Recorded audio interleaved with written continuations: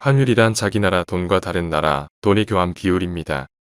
그래서 금리가 대내적 돈의 값이라면 환율은 대외적 돈의 값이고 외국이라는 상대가 있어 상대적 가치입니다. 환율은 외국환 시장에서 결정되는데 미국의 달러에 대한 환율을 기준으로 하여 세계 각국의 통화와의 환율을 계산합니다. 여러 요인에 의해 환율이 상승, 하락을 반복하게 됩니다. 환율이 1달러 1200원에서 1400원으로 상승한다고 해보겠습니다. 환율의 상승은 원화의 가치가 하락한다는 말과 같습니다. 왜 그럴까요? 1달러 사기 위해 1200원이면 되었는데 환율이 상승한 후에는 필요한 원화가 1400원으로 늘어났기 때문입니다. 1달러를 사는데 원화가 더 많이 필요해졌으므로 원화 가치가 하락한 셈입니다. 이는 달리 얘기하면 달러의 가치가 상승한 것입니다.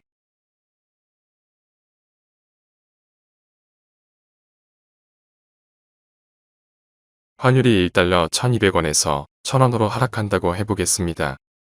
환율의 하락은 원화의 가치가 상승한다는 말과 같습니다. 왜 그럴까요? 1달러 사기 위해 1200원이면 되었는데 환율이 하락한 후에는 필요한 원화가 1000원으로 줄어들기 때문입니다. 1달러를 사는데 원화가 더 적게 필요해졌으므로 원화 가치가 상승한 셈입니다. 이는 달리 얘기하면 달러의 가치가 하락한 것입니다.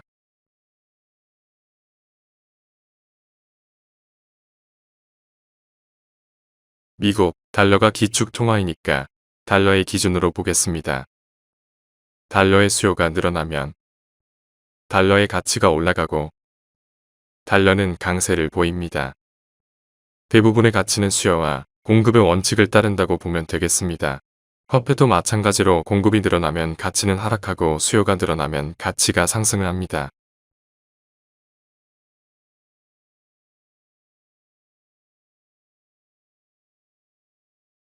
환율의 상승 위주로 살펴보겠습니다. 미국, 금리를 인상하면 달러가 매력이 높아지고 달러, 수요가 늘어나 달러, 강세의 요인이 됩니다. 국내 금리를 인하하면 원화의 매력이 낮아지고 원화 수요가 줄면 달러 강세의 요인이 됩니다. 무역 수지 적자로 국가의 성장성이 하락하면 외국인의 자본 유출이 발생하고 달러 강세의 요인이 됩니다. 금융시장이 흔들리면 안전자산인 달러로 자금이 몰리면서 달러 강세의 요인이 됩니다. 환율의 하락은 상승 때와 반대의 요인이 일어날 것입니다.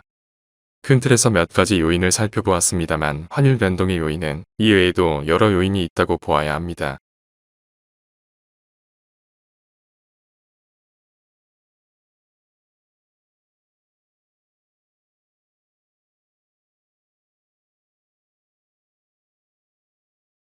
환율 제도는 고정환율 제도와 변동환율 제도가 있습니다. 고정환율 제도는 정부가 정한 일정 수준으로 환율을 고정시키는 제도입니다. 변동환율 제도는 환율을 외환시장의 수요와 공급에 따라 자유롭게 결정되도록 맡겨두는 제도입니다.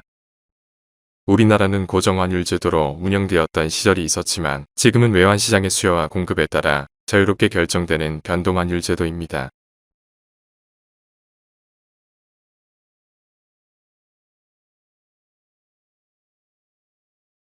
환율이 상승할 때 주식에 미치는 영향을 알아보겠습니다. 첫 번째로 기업의 가치 측면에서 살펴보겠습니다. 환율이 상승한다는 말은 원화가 약세이고 달러가 강세라는 말입니다. 우리나라 같이 수출 의존이 높은 경우에 수출 제품의 가격이 낮아지므로 수출 기업은 실적이 상승할 것입니다. 기업이 실적이 좋아진다는 것은 그 기업의 주식이 상승할 요인이 생겼다는 것입니다. 고로 환율의 상승은 주가의 상승을 가져와서 환율과 주가는 같은 방향으로 움직일 수 있다고 볼 수가 있습니다. 두 번째로 주식의 수급 측면에서 살펴보겠습니다. 환율이 상승하고 원화가 약세이면 우리나라에 투자한 외국인이 원화가 계속 약할 것으로 평가하게 되면 약한 원화보다 강한 달러를 가지고자 할 것입니다. 그 말은 외국인의 자금 유출이 발생하게 된다는 말입니다. 주식시장은 외국인의 주식 매도로 수급이 나빠지면 주식이 하락 요인이 생겼다는 것입니다. 고로 환율의 상승은 주가의 하락을 가져와서 환율과 주가는 반대 방향으로 움직일 수 있다고 보아야 합니다.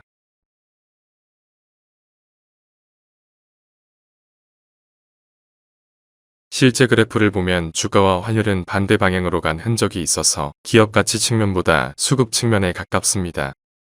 그래서 많은 사람들이 환율의 상승은 주가의 하락 요인으로 분석을 하고 있는 것 같습니다. 물론 주식의 변동은 여러 요인이 있기 때문에 환율만으로 주식시장을 분석하는 것은 정확하지는 않을 수 있습니다만 환율과 주가의 관계는 긴밀하기에 살펴보았습니다.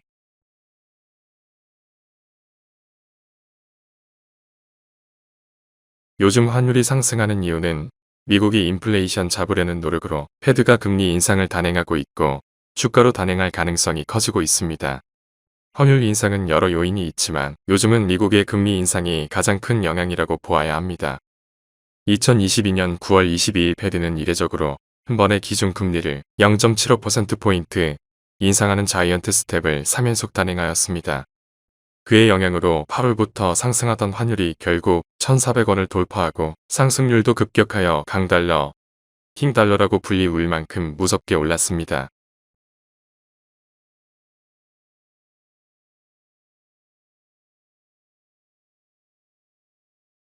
자이언트 스텝이라는 단어가 생소할 수 있습니다. 금리를 조절하는 기본 단위는 0.25%포인트입니다. 자이언트 스텝은 금리 인상을 할 때 한 번에 3단계, 즉 0.75%포인트를 올리는 것을 의미합니다. 0.25%포인트 올리는 것을 베이비 스텝, 0.5%포인트 올리는 것을 빅 스텝, 1.0%포인트 올리는 것을 울트라 스텝이라고 합니다.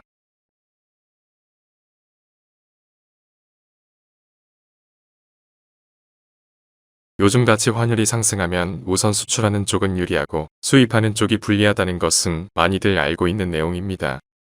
우리나라가 수출을 많이 하는 자동차, 반도체, 휴대폰은 유리한데 원유 곡물, 생필품 원료를 수입하는 것은 불리하다고 합니다. 몇 개의 대표 산업을 구체적으로 살펴보겠습니다. 자동차는 수출 비중이 높지만 원자재 가격이 동반 상승하여 온갖 부담이 있습니다. 반도체는 수출 이익 증가가 기대되지만 원자재 수입 비용의 증가로 이익이 제한적입니다. 정유는 원유 100% 수입 의존이나 수출의 이익 증가로 많은 부분이 상쇄될 수 있습니다.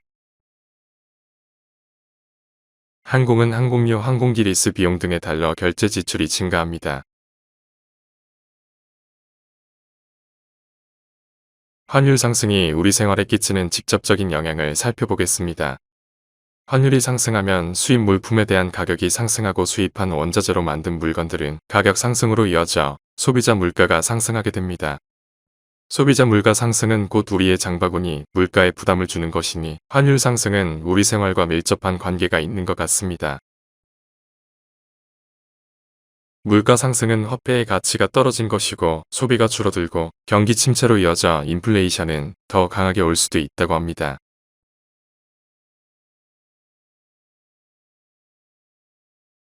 물가 상승은 우리 생활을 힘들게 하는 것이니 달러의 강세가 하루빨리 안전되길 바랍니다. 시청해주셔서 감사합니다. 더 좋은 영상을 위해 구독, 좋아요 부탁드립니다.